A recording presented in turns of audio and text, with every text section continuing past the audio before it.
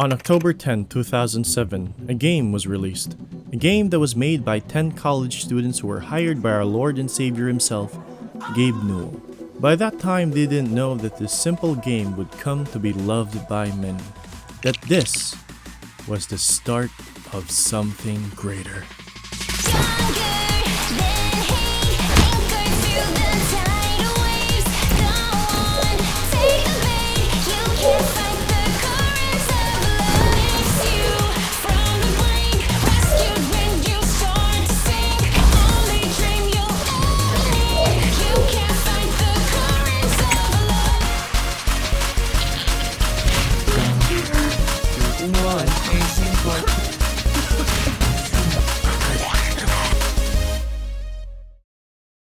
Hey there folks, Cypher here. Currently attempting to make a cake for myself after I've been lied to by a rogue AI. So, Portal. Well, who hasn't heard of it? I know you clicked on this video because of Portal. I know that some of you haven't even played it yet, but has heard of it. It's a well-known and loved game by many, despite being as old as the first iPhone. Like, it is that old. But to this day, it is adored and praised by many people, and even having its sequel still be the most highly rated game on Steam. I love this game. It is a part of my childhood, and I will talk about it today. This game is simple really. Portals and puzzles is what I would describe this game as, mechanics wise of course. But despite how simple the game seems, that simplicity is its charm. That, and you'll have a lot of fun playing it. Puzzles is fun, but some people might not like it. To me, it is simply being presented with a problem, solving said problem, and having a somewhat euphoric response when finishing. Nowadays, video games take that whole puzzle solving mechanic and cooking up whatever shit they can fry it with. That's why a majority of games nowadays have at least like 10 puzzles in them just so they could keep it interesting, and having the player use their brain for a moment after mindlessly shooting up a dozen people. It's the staple go-to, but what about puzzle games? Like games that are centered around puzzles? They're alright. Puzzle games are more often than not repetitive and boring when you focus on their gameplay alone. There's not much flavor to it other than problems and solutions. But what if we add a narrative to it? An element of mystery and flair, sprinkle some plot twists in there and a pinch of tension. Portal, despite being a very short game, has so much story throughout its entire playthrough. Stories that are shown to you, but not told. Through exploration and curiosity, you will stumble across pieces of information scattered throughout the game, making you question things, making you see the bigger picture, wondering what happened here before you woke up. There is a story here, and it is up to you to piece it all together. And by the end of the game, everything that you have learned through those puzzle mechanics will come in useful when you confront the boss. The boss? There is a boss battle in this game. Of course there is, you already know about this anyways. But having a boss battle in a puzzle game in 2007 was pretty unique at that time. Stumbling into a fight with the person behind the chair is something you'd never expect, much less in a puzzle game. The game's atmosphere is nothing short of amazing as well, just taking a quick glance at the surroundings each time you progress and getting that unsettling feeling that something is wrong. You will be missed.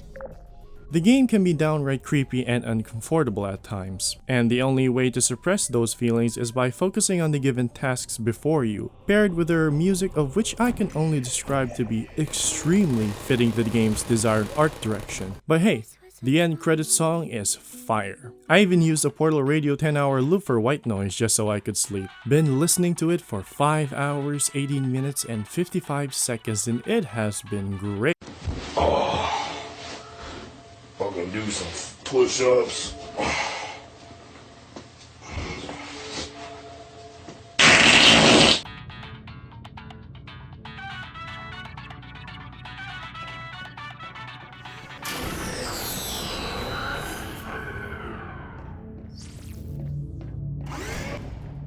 This old game has got everything. Great atmosphere, amazing art direction, good and fun puzzle gameplay mechanics, fitting music, and a compelling story. And it's just 1 hour. 1 fucking hour! It's so short, yet it feels very long, and what's crazy is I've never played this game when I was a kid. Now, to counter the allegations, I did mention that this was a part of my childhood, and yes, it is. But my family was struggling financially, so I've only ever watched the gameplay on YouTube. And this was during the Gmod era where it was just fun, stupid chaos. Much like Skibidi Toilet, but less cringe. But despite being unable to play the game, I promised myself that if I ever get the chance to get a good PC, I would play this game first. Granted, that never happened because the first game I played when getting a good PC was Dishonored. It is what it is. Portal set a standard for future games that made it so that it isn't just about the puzzle anymore. I mean, just look at the games that came after its release. Stanley Parable, Superliminal, Talos Principle, Antichamber, just to name a few. They're really good games who have either improved on the storytelling aspect, have improved in the puzzle solving mechanics, or have managed to burn your goddamn retinas. And by the time other games have made their mark, Portal 2 enters the fray and starts swinging.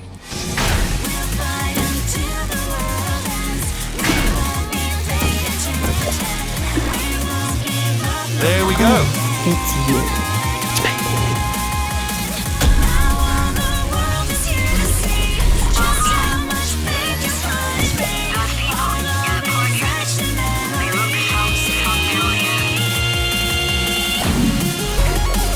Hello. This is the part where I kill you. You pretty little.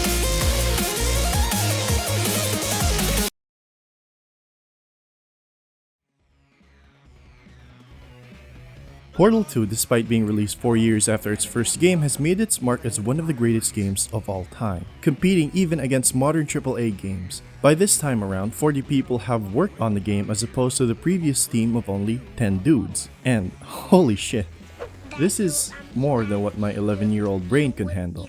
This game is a masterpiece, man. It's so good that the more years passed, the more I grew up, the more I appreciated how this game came to be. That I understood more and learned more throughout the years. Portal 2 was a once-in-a-generation kind of game. It has an amazing narrative that only added even more world building and depth from the first game. We only ever explored the surface level areas of the Aperture facility in Portal 1, but in Portal 2, we get to see the abandoned and older parts of the facility, how this facility came to be, and an amazing side character who we only ever get to hear from through recordings. Cave Johnson is him. Good news is the lab boys say the symptoms of asbestos poisoning show a median latency of 44.6 years. So if you're 30 or older, you're laughing. Worst case scenario, you miss out on a few rounds of canasta. Plus, you forwarded the cause of science by 3 centuries. I punch those numbers into my calculator, it makes a happy face. The main characters are no slack either. GLaDOS' sass is through the roof considering that we, murdered her, which is understandable. And Wheatley is just a lovable idiot who just happened to have a slight power trip. But they did a good job portraying these characters in their respective and opposite positions. The gameplay is also improved upon. Although it's good old shoot portals and solve the test, there are new things to keep you on your toes, like bridges made of light, jump pads, lasers, glass cubes for the lasers, weird beams that uplift anything in them, and even a weird bouncy gel, speedy gel, and portal gels. It makes the puzzles and sequences just even more satisfying and fun to solve. That, and they've got better tools for test chamber creators. Portal 1's map making wasn't really supported enough that you barely find any fan-made maps out there. But Portal 2 made it even better and more accessible to a point where there's maps like, whoa, what the?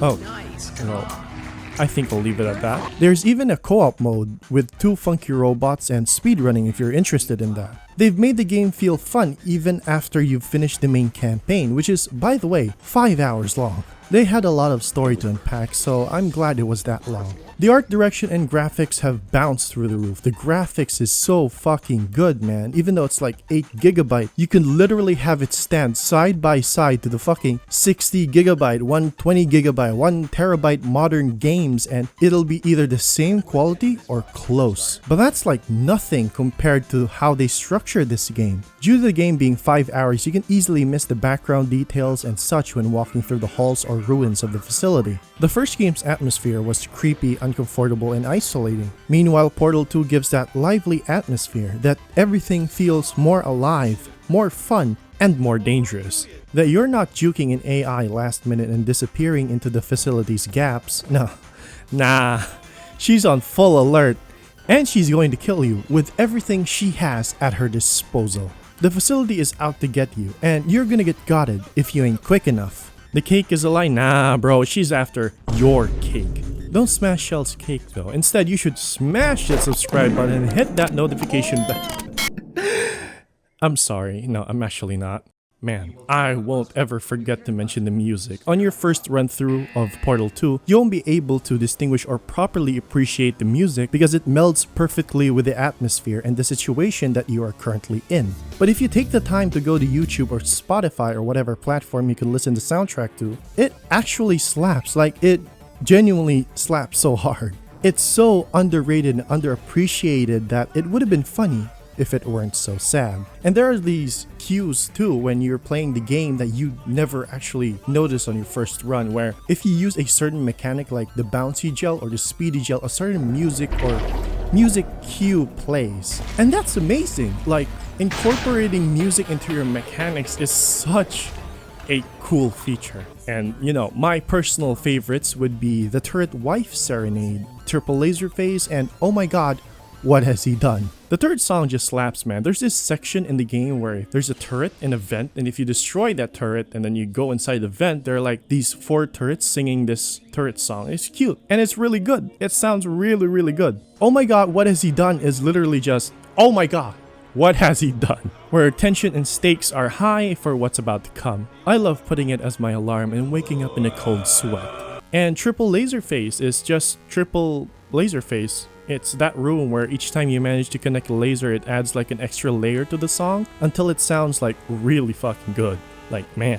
On another note, I just love how some of the OST titles are just wacky titles, like The Part Where He Kills You, and it's just turned into a gag in game as well. It's funny. Well, this is the part where he kills us. Hello! This is the part where I kill you.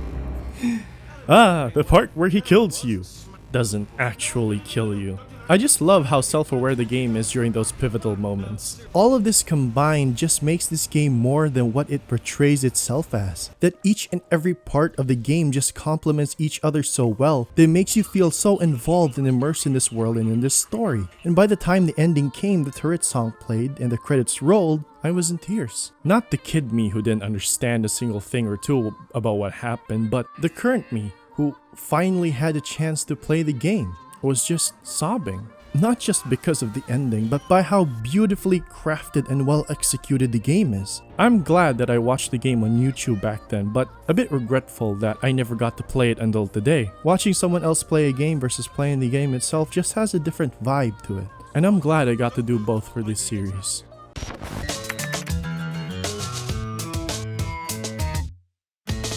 The Portal series is a testament and a reminder that we are capable of making good games, no matter how short or how small it is. That the Valve project by 10 college students will be remembered even a decade later. That the greatest games don't need to have the best graphics or best gameplay. That a game filled with passion can go leaps and bounds beyond the soulless cash grabs that companies are throwing out there. That's why indie games are thriving in this era. Fucking Lethal Company outselling COD. And it's made by one fucking dude. Hell, most indie games out there are made by one dude. Fucking Fear and Hunger, Stardew Valley, Iron Lung. It's just amazing. Look, my point is, people forget the reason for making video games. It isn't about those battle passes, those Fortnite cards or Robux, nor those gacha rolls, cosmetics and anime titty waifus. No, a video game's first and only purpose is to make the players have fun. That's what Portal sought to achieve. And achieve they did. Thanks for listening to my stupid rant. I love this game, man, with my entire being. Enjoy the credits and goodbye, my only friend. Oh, did you think I meant you? That would be funny if it weren't so sad. Well, you have been replaced. I don't need anyone now.